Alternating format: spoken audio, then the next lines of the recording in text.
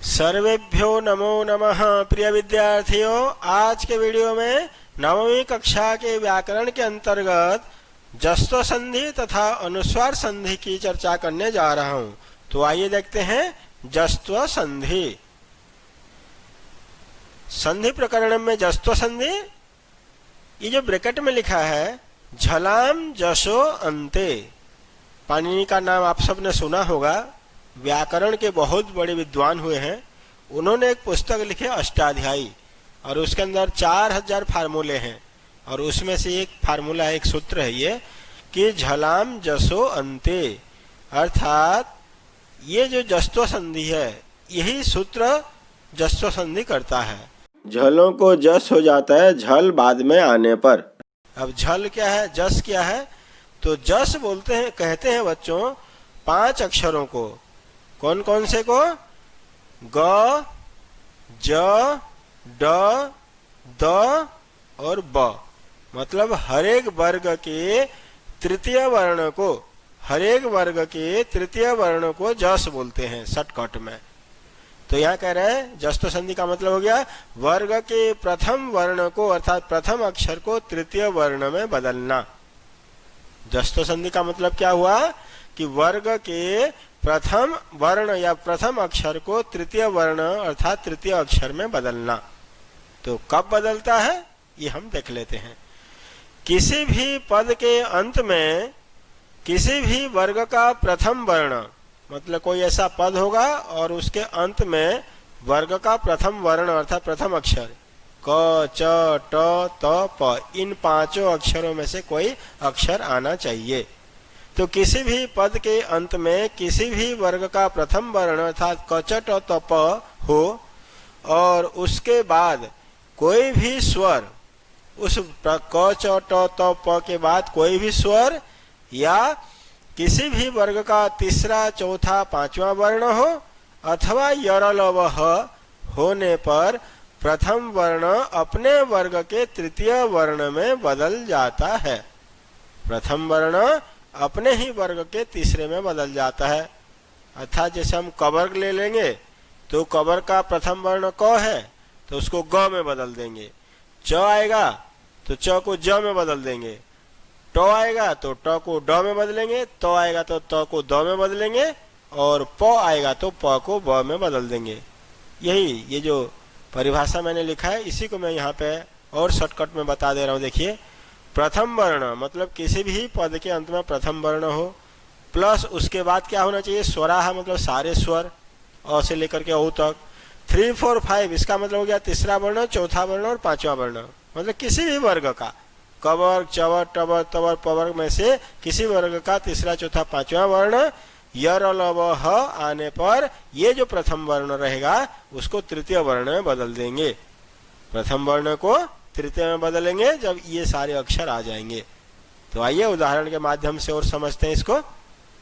उदाहरणानि वाक् प्लस ईशः। अब इसको जब जोड़ेंगे तो क्या बनेगा देखते हैं। वाक् प्लस ईशः, अभी मैंने बताया था किसी भी पद के अंत में प्रथम वर्ण आना चाहिए। ये क हो गया प्रथम वर्ण, और इसके बाद में क्या आ रहा है?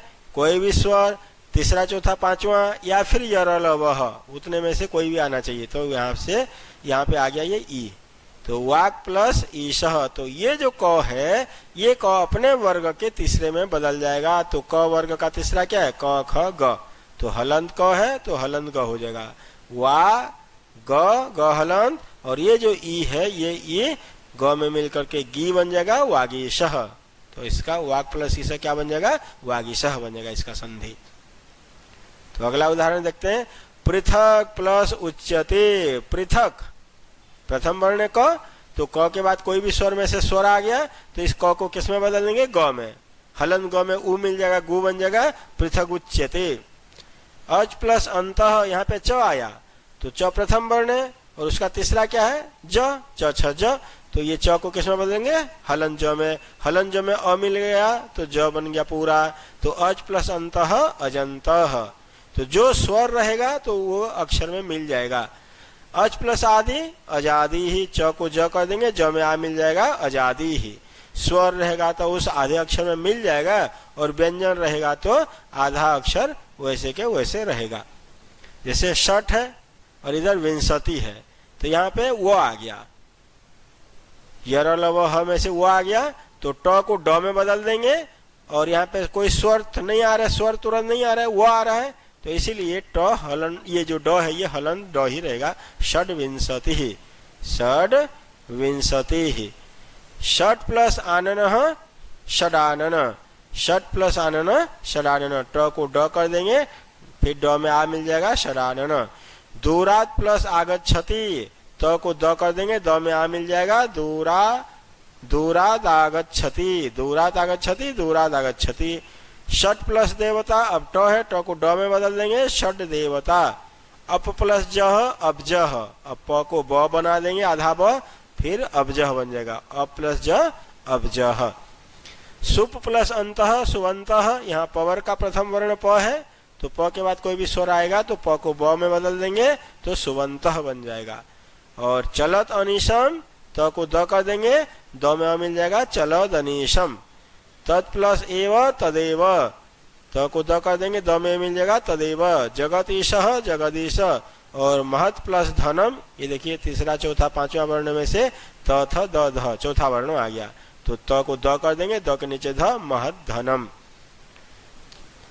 तो प्यारे बच्चों, अब हम लोग चर्चा करते हैं अनुस्वार संधि की। म स्थाने अनुस्वार, ये जो अनुस्वार संधि है इसका मतलब ये हो गया कि म के स्थान पे अनुस्वार। तो म को अनुस्वार कब करेंगे हम लोग देखते हैं।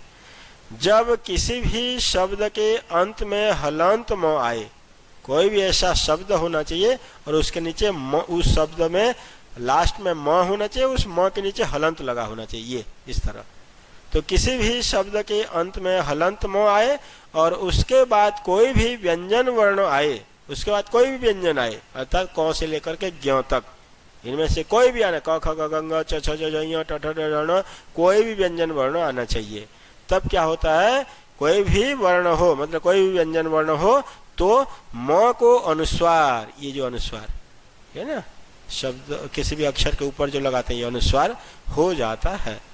तो क्या हुआ परिभाषा, नहीं, जब किसी भी शब्द के अंत में हलंत म आए और उसके बाद कोई भी व्यंजन वर्ण अर्थात क से लेकर के ज्ञ तक कोई भी वर्ण हो तो म को अनुस्वार हो जाता है। तो हलंत, ये जो हलंत म है, इस हलंत म को हम अनुस्वार में बदल देते हैं। तो आइए देखते हैं उदाहरणानि। देवम प्लस वदति, अब देखिए शब्द है या पद है, तो यहाँ पे म के नीचे हलंत है। अब इधर क्या है, व्यंजन वर्ण में से कोई भी व्यंजन है वो आ गया, तो ये जो हलंत में इसको हम कर देंगे अनुस्वार, देवम वदति। लेखम प्लस लिखति, अब हलंत म को कर देंगे अनुस्वार, लेखम लिखति। किंतु बच्चे ध्यान रखना, यहाँ हलंत म के बाद क्या आ रहा है, व और ल आ रहा है। ये वर्ग का अक्षर नहीं है, कवर्ग चवर टवर तवर पवर्ग में से नहीं है, ये अवर्गीय वर्ण है। किंतु वर्गीय वर्ण आने पर क्या होता है देखते हैं। फिर वर्गीय वर्ण अर्थात किसी वर्ग का वर्ण जब आ जाएगा, व्यंजन आ जाएगा, तब क्या करते हैं देखते हैं। शत्रुम प्लस जयति, हलंत म को अनुस्वार कर देंगे, शत्रुम जयति, ये भी बन सकता है, ये तो बनेगा ही बनेगा।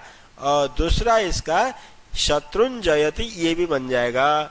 यहाँ पे क्या किए, डिफरेंस देखिए, ये ज है, वर्ग का अक्षर है, तो जिस वर्ग का अक्षर आएगा वो हलंत म को उसी वर्ग का पांचवा कर देंगे। तो च छ ज झ य, तो ये जो ज है च वर्ग में आता है, तो च छ ज झ य, ये पांचवा वर्ण हो गया।